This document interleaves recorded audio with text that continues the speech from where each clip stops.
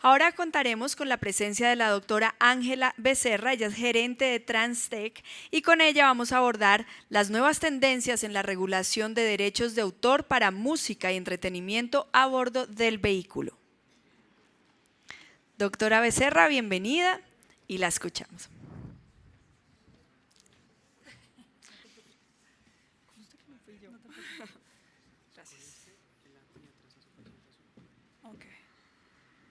Perfecto. Buenas tardes. Mi nombre es Ángela María Barrera, soy gerente de Transtech. SAS, una empresa fabricante de autopartes con más de 20 años de experiencia en el sector. Nosotros somos fabricantes de partes y somos integradores de soluciones de entretenimiento para pasajeros de bus. Hernando me invitó hoy al Congreso debido a ciertas inquietudes que hay respecto a cómo funciona el modelo de entretenimiento y de los contenidos, legalización de contenidos de los sistemas. La charla la voy a dividir en 3 ejes temáticos: marco normativo, especificaciones técnicas y modelo de gestión de contenido. Bueno, arrancamos con marco normativo. Los contenidos audiovisuales y de música que normalmente reproducimos en los buses son un activo intangible propiedad de un autor. Como tal, están protegidos por la ley como si fuera un bien nuestro. Es un bien intangible, al igual que un bus. Un bus es un bien físico, una obra, una creación, es un bien intangible y tiene un autor y tiene unos derechos adquiridos que inclusive están protegidos por la Constitución. La entidad del Estado que protege los derechos de autor es la Dirección Nacional de Derechos de Autor. Ellos están encargados de llevar a cabo el registro de estas producciones, de estas obras, que son obras artísticas, obras literarias, obras audiovisuales, música y todo tipo de creación hecha por un autor. Al igual que los contratos y los actos de comercio que se realicen a partir de estas obras. Por decir algo, el autor tiene una propiedad sobre su producción, pero él no la distribuye. Puede darse que la distribuya, pero puede darse que tenga un contrato con un distribuidor para que él la distribuya, valga la redundancia. Eso es un contrato de enajenación, un contrato de arrendamiento, un contrato de distribución. Ese tipo de figuras son registradas y son auditadas por la Dirección Nacional de Derechos de Autor. Como bien les decía, la protección del derecho de autor de propiedad intelectual es un derecho constitucional. Es el artículo 61 de la Constitución Nacional. El Estado protegerá la propiedad intelectual por el tiempo mediante las formalidades que establezca la ley.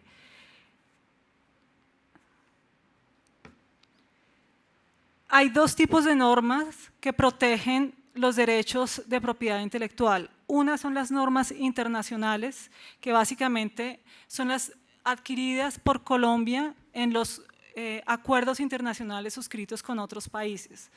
Estos son los convenios que están vigentes al día de hoy. Convenio de Berna, que fue suscrito con la Ley 33 del 87, Convención de Roma. Acuerdo sobre los aspectos de derechos de la propiedad intelectual. Tratado de la Organización Mundial de Propiedad Intelectual, la OMPI. La OMPI es la Organización Mundial de Propiedad Intelectual que también maneja todo lo referente con patentes, invenciones y registros de marcas. ¿Por qué traigo a colación toda esta literatura legal? Las implicaciones que tiene para el país al día de hoy el uso de contenidos sin claridad sobre las normas que se exigen internacional y nacionalmente son graves. Es decir, como es un bien de un tercero, él nos tiene que dar permiso o no para usarlo. Cuando nosotros, digamos, yo distribuyo este tipo de sistemas, instalamos un sistema con un contenido que no está siendo, no se nos ha dado permiso para usarlo, ni para reproducirlo para terceros, estamos cometiendo un delito. Entonces, todas estas normas son las que están protegiendo a los autores y a los representantes de los autores mismos. Inclusive, el gobierno colombiano venía haciendo una gestión para pertenecer a la Organización Mundial de Comercio hace bastantes años. Y el último escalón que tuvieron que superar en el Congreso, en la Cámara de Representantes para ser precisos, fue básicamente la modificación de la siguiente ley. Esta ley, la Ley 23 de 1982. La última actualización es la Ley 1915 de 2018 y fue básicamente legislada para que Colombia pudiera pertenecer a la Organización Mundial de Comercio. De esa envergadura la gravedad del tema. ¿Por qué? Porque las empresas que son propietarias de estas producciones, que tienen los derechos de distribución de estas producciones, son empresas multinacionales enormes, son estudios cinematográficos, son productoras cuyos intereses básicamente las agendas de los gobiernos trabajan para estas empresas. Entonces, a tal punto que hacen legislar a los gobiernos para favorecer pues, la protección de sus derechos. Tenemos, bueno, el tema de la protección jurídica a partir de la legislación nacional y estos tres mecanismos de protección legal de los contenidos. Tenemos acciones civiles, básicamente cuando hay que dirimir una diferencia respecto de la propiedad o del uso inadecuado de un contenido, se inicia un proceso en la justicia ordinaria, lo cubre digamos un proceso común y corriente. Si hay una entidad del Estado involucrada, ya procede una acción administrativa, pero también está dentro del Código Penal, hay varios artículos que protegen como tal, entonces esto es un delito, como les comentaba, no usar los contenidos bajo ciertas condiciones y ciertos permisos. Voy a hacer claridad respecto a dos cosas. Un asunto es la propiedad de la obra, eso es lo que llamamos derechos de autor, son los derechos morales. Y otro asunto diferente son los derechos patrimoniales. El autor de la obra lo va a hacer siempre. Inclusive en las normas internacionales dice que durante toda la vida del autor la obra es propiedad de él y 80 años posteriores a su muerte y según los derechos de los sucesores. Entonces, ustedes ven, por ejemplo, obras musicales, sinfonías de 1800 que todavía la autoría se le reconoce a la persona que la creó, pero el derecho de reproducir a terceros puede recaer sobre una persona jurídica o sobre un distribuidor que él determine. Por eso es que vemos que los distribuidores de las obras, de las producciones cinematográficas son diferentes a quienes hicieron la producción cinematográfica. Entonces es importante, cuando hablamos ya en nuestra esfera, nosotros hablamos es de derechos patrimoniales, que es básicamente el derecho que nos dan de reproducir la obra a un tercero. Por eso es por lo que tenemos que pagar, para que nos den permiso de reproducir esa obra a un tercero. Ese derecho está sujeto a los artículos 271 del Código Penal. Bueno, esta ya es el segundo aspecto que vamos a tocar, que es básicamente cómo yo, digamos, si yo soy transportador o si yo soy un establecimiento público, cómo yo accedo a esa persona que tiene la titularidad del derecho de reproducción. Entonces tenemos tres opciones. Personas naturales, el mismo que hizo la obra la distribuye. Un ejemplo sencillo, los youtubers. Eso es un contenido de entretenimiento, puede ser un contenido informativo, entonces es una persona que puede tener un canal de viajes o que puede tener un canal científico, él produce sus propios contenidos y los distribuye mediante un canal que se llama YouTube. Si yo quiero usar, digamos, me pasó con una persona que hace stand-up comedy, hace shows de comedia. Entonces yo le decía, oiga, présteme esos contenidos para ponerlos en los buses y que miremos un acuerdo para darle algún tipo de retribución. Él me decía, los contenidos que yo hago son propiedad del canal para el cual yo trabajo, por ende ellos tienen los derechos de distribución. Así él tenga la autoría, que son los derechos morales, los derechos patrimoniales los tiene un tercero, que es el canal de televisión.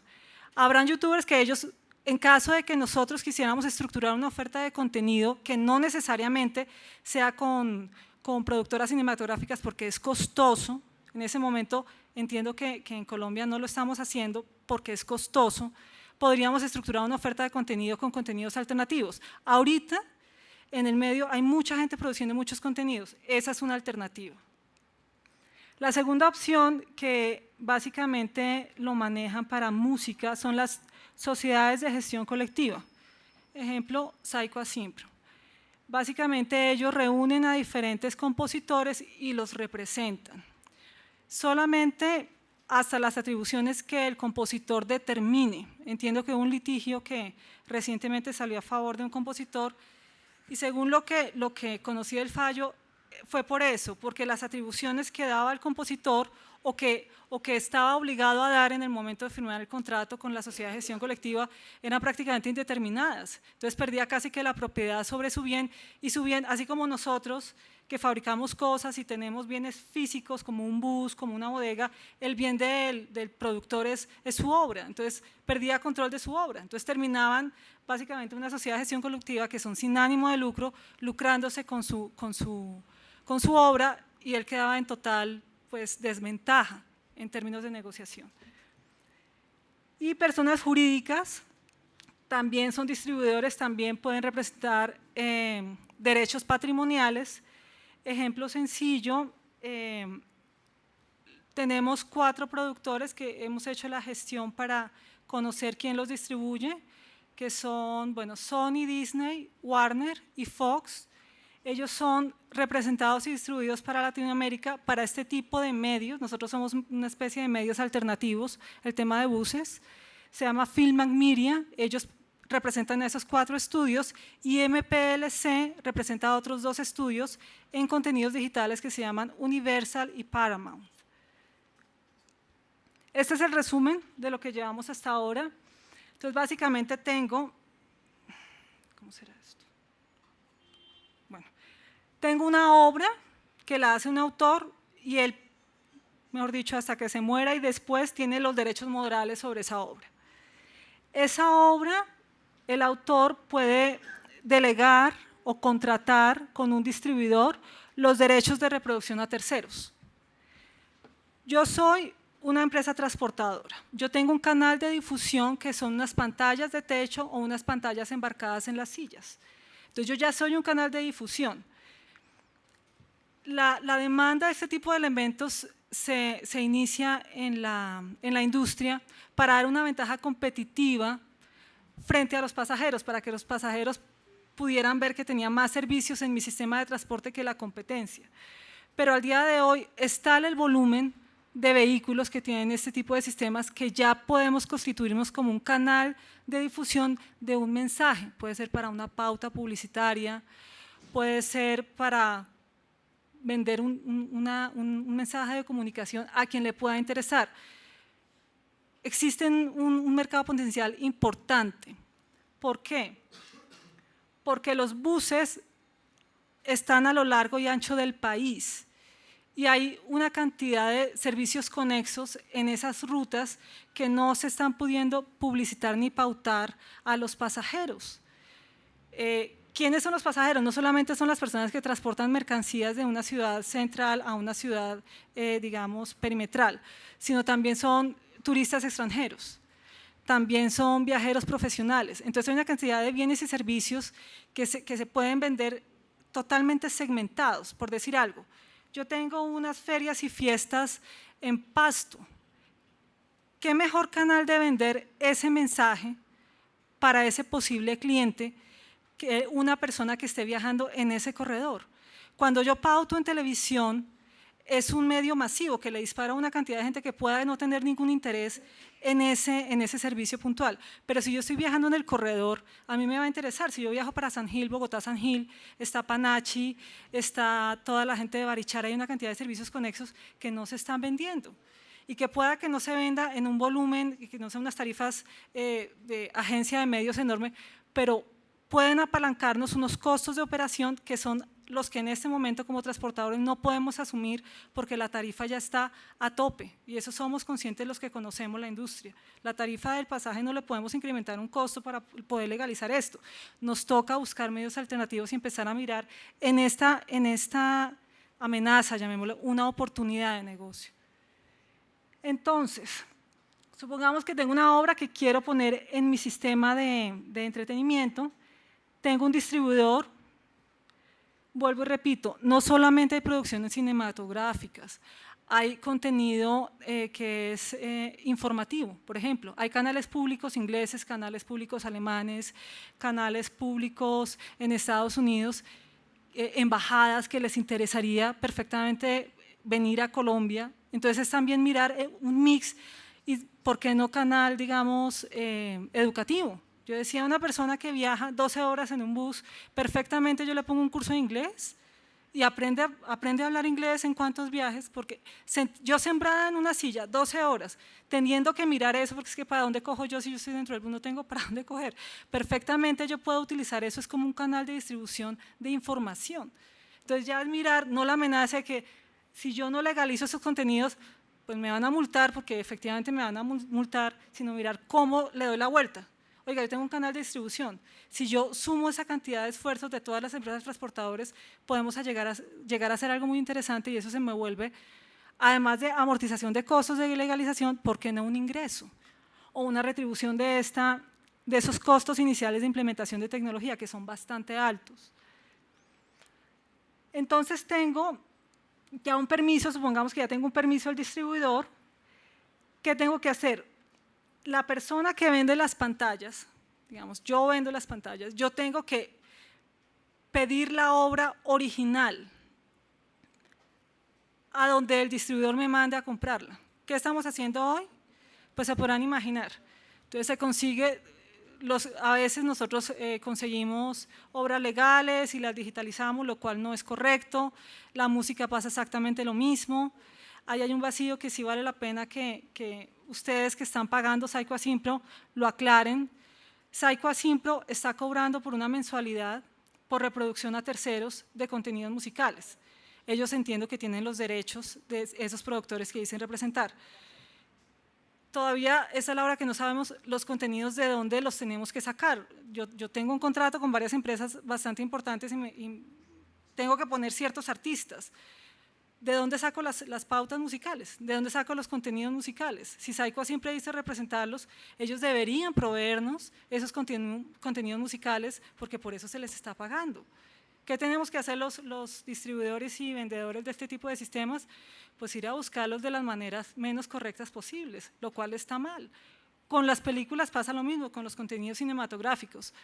Al día de hoy, si yo quiero montar una película legal que dure 60 minutos, tengo que pagar $2 por minuto en un laboratorio en California. Eso me vale.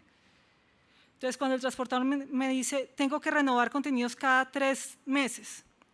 Entonces, dentro de la estructura de costos hay que tener en cuenta que si son 50 títulos, cada título dura 60 minutos y cada minuto me vale $2, ¿cuánto me va a valer estar renovando cada 3 meses contenidos si lo quiero hacer de la manera legal? Eso es un mundo de dinero.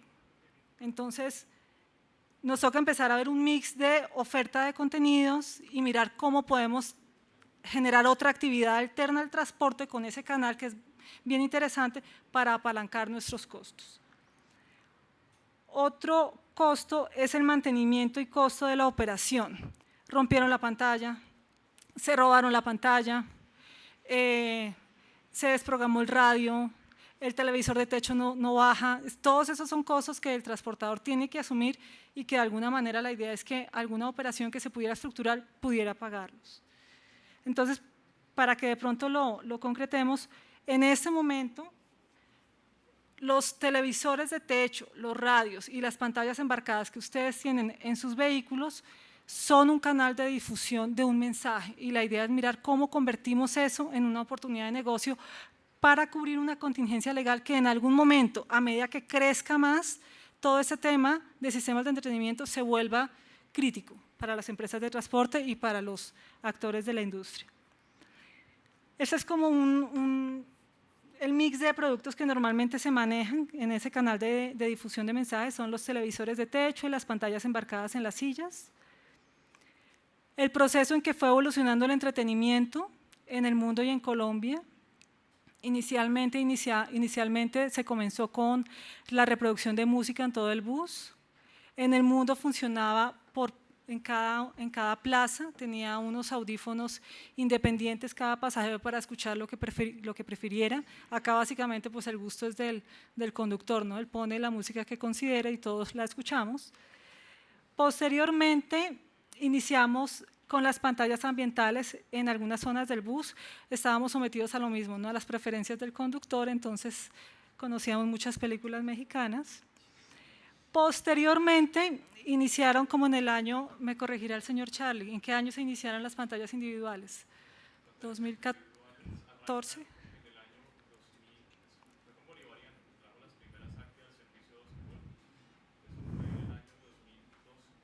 2012-2013. Se inicia con las pantallas individuales, independientes. VOD es video por demanda, en inglés sería video on demand. Entonces ya precisamente sensibilizados de la necesidad de que cada pasajero escoja qué quiere ver dentro de una gama de opciones, que es en el escenario que estamos nosotros ahorita. En otros países, en Europa, ya están en el VOD, que es entretenimiento en su propio dispositivo, que es una especie de streaming. Acá se ha implementado en algunas rutas, normalmente no ha funcionado porque las rutas son supremamente largas y ver a un pasajero con un smartphone o con una tableta 8 o 9 horas en las manos, pues simplemente muchas veces no lo hace. Pero lo interesante de este sistema, lo vamos a ver más adelante, bueno, es el acceso a dispositivos externos para darle información relevante de su viaje.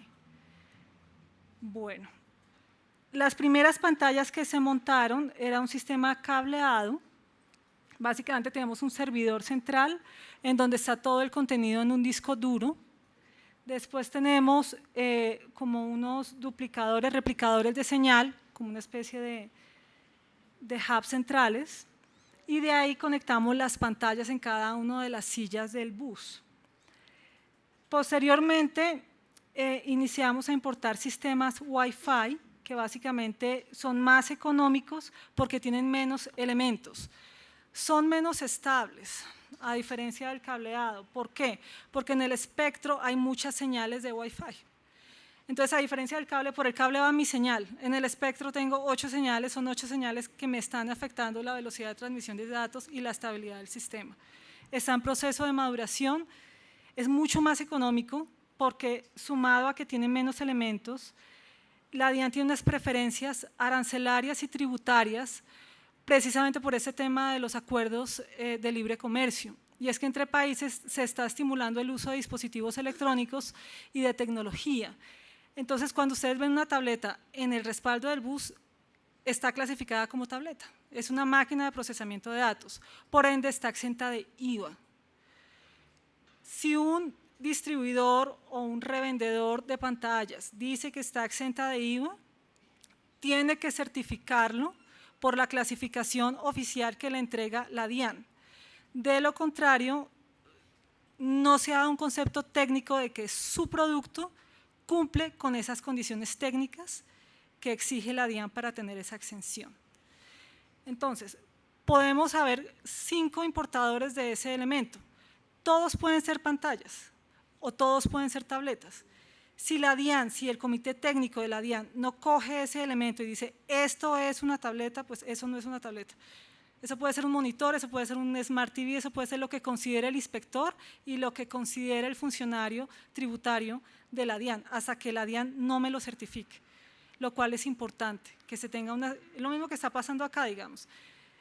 Con 2 empresas, con 2 de mis clientes llevamos un año clarificando quién representa a las productoras de contenidos audiovisuales internacionales, esas 4 productoras. Entonces, una empresa decía, yo los represento.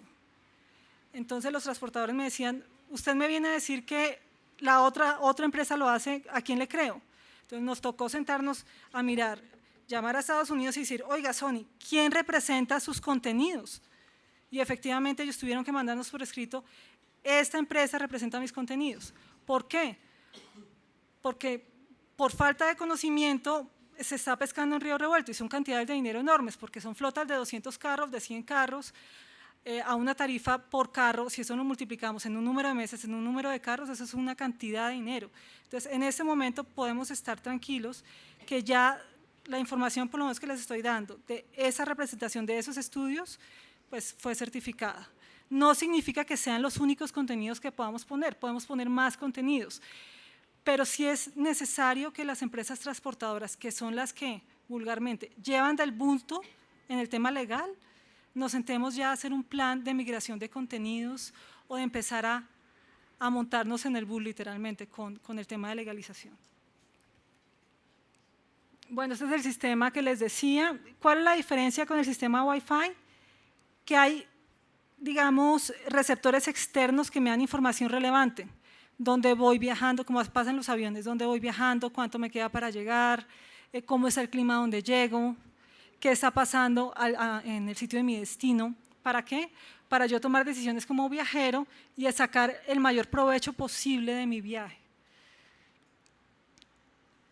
Respecto a eso, es lo que estaba diciendo hace un minuto, es ver más al pasajero como un objeto de consumo, es decir, no solamente se está moviendo de un punto A a un punto B, es un sujeto con preferencias, con necesidades, con gustos, al que le podemos vender cosas, al que probablemente hay unas necesidades de turismo que alguien más está satisfaciendo.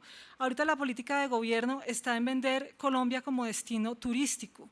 Hay una cantidad de contingencias de dinero que uno dice, se pueden hacer cosas, es mirar cómo se organiza como gremio, cómo cada empresa transportadora empieza a mirar sus planes y ver cómo podemos acceder a ese tipo de ofertas de publicidad, ofertas de contenido. Bueno, este es un proceso que nos exige las productoras estadounidenses para poder poner las películas en nuestras pantallas.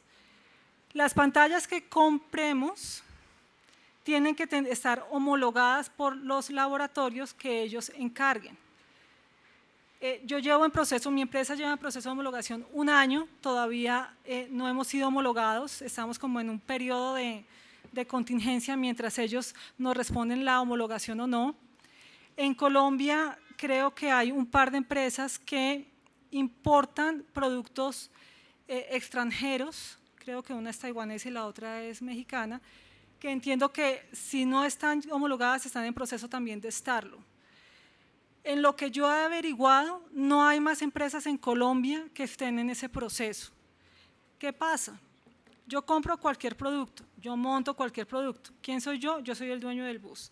¿Por qué? Para ahorrarme unos pesos, obviamente. El negocio está muy complicado. La contingencia legal no es para el propietario del bus. La contingencia legal es para la empresa transportadora que está concesionando una ruta. Entonces, las cartas de los estudios no están llegando al propietario del bus, están llegando al gerente de la empresa transportadora. Entonces, sí es importante mirar desde el proceso de la compra cómo se estructura una operación legal desde sus comienzos y buscar uniformidad en equipos. ¿Por qué? Supongamos que vendamos una campaña publicitaria, que es el objetivo de todo este cuento que les estoy dando. Supongamos que se vende una campaña publicitaria para cubrir ciertas zonas de Colombia y yo tengo 20 modelos de buses y 10 modelos de equipos. ¿Cómo diablos yo cargo una campaña publicitaria si todos los equipos tienen un estándar de lenguaje diferente? ¿Cómo yo cargo una campaña? Si ellos, por ejemplo, Fontour vende una campaña en 2 meses, 15 días antes tengo que estar yo montando toda la campaña. ¿A qué hora yo monto campaña? Si todos los buses no pasan por Bogotá, todos los buses son diferentes, todas las cargas van a ser diferentes, entonces yo voy a prometer la venta de una pauta que no voy a poder cumplir. Entonces automáticamente se me va a caer el modelo de negocio y la plata tiene que salir de alguna parte para poder legalizar contenidos. ¿De dónde? De la operación, del tiquete. Entonces el transportador dice, ese no es mi plan de negocio, mi plan de negocio es mover pasajeros, no es vender películas. Ok, entonces miremos cómo apalancamos cosas, pero toca ser muy estratégicos los gerentes de las empresas transportadoras, cómo están estructurando su flota con este tipo de servicios. ¿Para qué? para evitar contingencias legales a futuro. Bueno, entonces el proceso que ellos nos exigen es básicamente encriptar el contenido multimedia. ¿Para qué? Para que cualquier persona que acceda al bus, en el bus básicamente cómo se instala el sistema. Se instala una especie de CPU como una torre, ya sea en la bodega del carro o en la palomera del carro o en alguna ubicación segura. De ahí yo transmito la señal a través de un punto de acceso, como ustedes cuando están en un café internet ven una antena en el techo, es lo mismo, si es Wi-Fi, si es cableado, simplemente es por cable, y eso llega a las pantallas. ¿Qué es lo que dicen los estudios? Yo no le puedo dar a usted unos archivos de altísima calidad a $2 el minuto para que cualquiera los saque y se los robe. Usted me los tiene que proteger con un proceso que se llama encriptado y eso hace aún más costosa la operación. Entonces, cuando me hablan de proceso, cuando nos exigen proceso de homologación es cumplir este estándar de encriptado. En los celulares, en los laptops, en los portátiles pasa eso. Cuando uno ve un video, detrás el archivo MP4 se está guardando bajo un protocolo de seguridad y cuando yo lo veo se abre y después vuelve y se cierra para que yo no lo pueda descargar y lo pueda, digamos, replicar y vender, sino se está protegiendo para que yo no pueda comercializar ese archivo. Eso es un proceso de encriptado. Entonces las pantallas tienen que cumplir con un sistema DRM, que es Digital Right Management. Eso lo exigen las productoras de contenidos de películas, los estudios que les nombré hace un momento. Universal, Paramount, Disney, Sony, Warner y Fox, que son las más comerciales. Lo que es Marvel y otras, digamos que son distribuidas por Sony, ese tipo de cosas, pero ellos exigen este tipo de protocolos de seguridad. La parte harta del cuento, los costos. El rubro, estos rubros como lo que nosotros gastamos, el primer rubro es la implementación de la tecnología, comprar las pantallas para ponerlas en el bus. Por pasajero está invirtiendo el transportador entre $280 y $350 una vez. Es un costo y no es un costo. Es un costo pues, porque sale del bolsillo del transportador, pero no es un costo porque nos hemos dado cuenta que en el mercado secundario un bus con este tipo de sistemas de entretenimiento se vuelve un activo de mayor valor. Entonces digamos que puede verse como una inversión. Segundo rubro, pagar ese archivo digital, la película. Yo digo, no, yo voy allí a un San Andresito, la traigo, la digitalizo, eso es un delito. Para el que lo hace, el que vende la tecnología y para el que lo reproduce. Entonces yo tengo que pagarlo.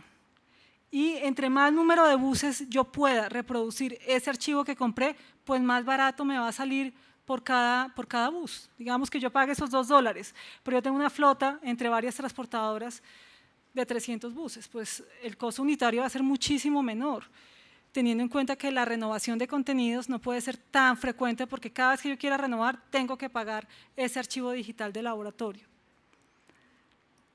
Tengo que pagar unos derechos de reproducción a terceros, eso es una mensualidad.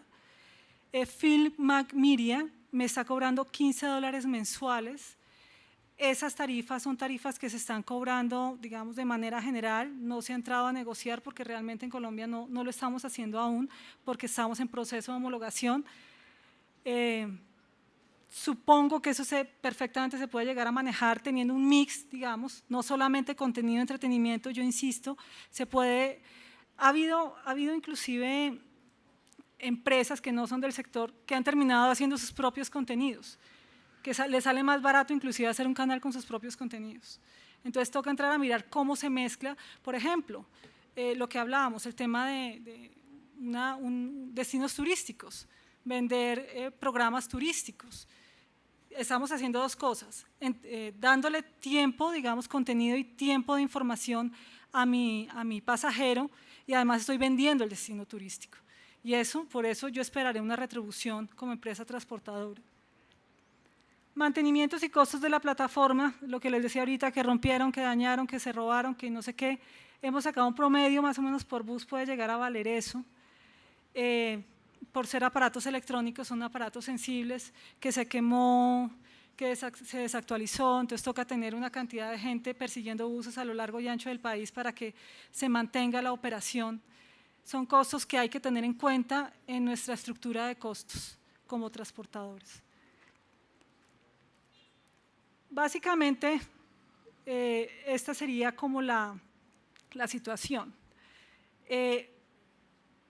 Tengo una plataforma, uno de nuestros principales clientes es Berlinas del Fonse y Omega. Tengo una plataforma, ellos digamos reproducen un contenido y tengo un espacio. Ese espacio yo puedo reproducir un video, una imagen, un documental, un clip, lo que yo considere. Ahí es un espacio que yo tengo que empezar a explotar. Eso es lo que nosotros estamos proponiendo. Y pues ya a manera de resumen, entre yo más acceso tenga a zonas geográficas del país, yo voy a ser mucho más atractivo, porque mi publicidad va a tener mucho más impacto, va a tener mucho más alcance.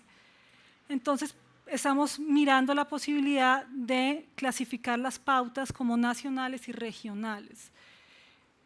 Cada una diferenciada en términos de precio, cada una diferenciada en términos de alcance, pero ambas muy interesantes porque la pauta regional son muchos, lo que les decía, muchos restaurantes, mucho parador, hoteles, una cantidad de gente que tener acceso a un canal de medios les es imposible, porque ahorita la publicidad por televisión, inclusive la publicidad impresa, es muy costosa. ¿Quiénes son nuestra competencia en términos de publicidad? Google. Google está segmentando la publicidad uno a uno, entonces cuando usted habla, dice, yo hoy quiero, por decir algo, estoy mirando un hotel en Barichara. Por alguna extraña razón, por aquello de que un dispositivo móvil es una central de inteligencia, me terminan llegando avisos de hostales y hoteles de Barichara a mi celular. Entonces, la idea de nosotros es mirar cómo hacemos su equivalente, que si yo voy en ese corredor y pueda acceder a información que pueda ser relevante e interesante para mi destino turístico. A partir de eso, poder amortizar mis costos de gestión de contenido. Básicamente, ese es el escenario, cómo funcionan hoy día nuestros requerimientos legales, nuestras limitaciones tecnológicas y nuestras posibilidades de modelos de negocio a futuro para ya empezar a legalizar el tema de contenidos. ¿Qué pasó? La demanda de este tipo de sistemas creció mucho más rápido que lo que se adaptó la tecnología. Este es un problema que tiene México, que tiene Argentina, que tiene Brasil. Y básicamente por eso los estudios, en el caso, digamos, de las productoras, no están siendo tan estrictos con la aplicación del pago de obligaciones, porque ellos tampoco estaban listos. Hasta ahora estamos en proceso de homologación y ha sido un proceso supremamente largo y dispendioso. Pero la idea es que ya vemos que está creciendo estadísticamente muy rápido la cantidad de sistemas que las empresas están instalando porque es atractivo para el pasajero. Pero la contingencia legal es inminente en el mediano plazo y la idea es que ya los gerentes empecemos a pensar en cómo suplir esto y empezar a volverlo una oportunidad. Muchas gracias.